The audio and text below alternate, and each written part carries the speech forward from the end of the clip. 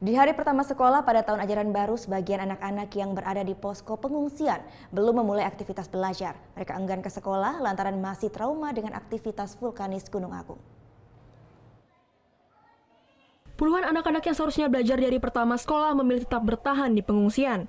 Anak-anak yang berasal dari dusun Kesimpar, Desa Besaki yang berjarak 5 km dari Puncak Kawah ini tidak berani ke sekolah lantaran masih trauma dengan aktivitas vulkanis Gunung Agung.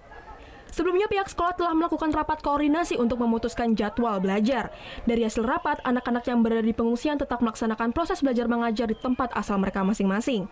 Meski demikian, sebagian anak masih merasa enggan untuk pulang ke rumah.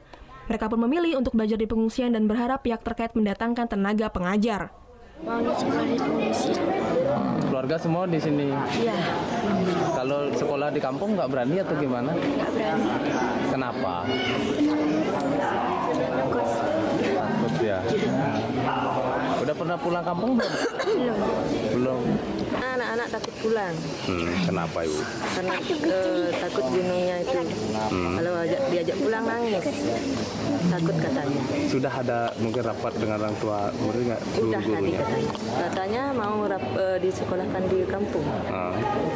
Kalau saya, kalau terpaksa gini, paginya ajak anak ke kampung, malamnya ajak ke sini. Hingga Senin siang, jumlah pengungsi bencana erupsi Gunung Agung mencapai 4.415 jiwa yang tersebar di 54 titik pengungsian di Kabupaten Karangasem dan Gianyar. PVMBG masih merekomendasikan status gunung berada di level 3 atau siaga. Kadek Martana melaporkan untuk NET. Oh yang beneran? Iya, oke. Tapi gue pernah.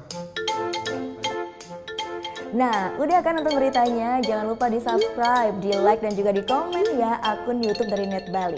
Terima kasih udah subscribe. Yang belum, jangan sampai lupa. Di sebelah sini nih.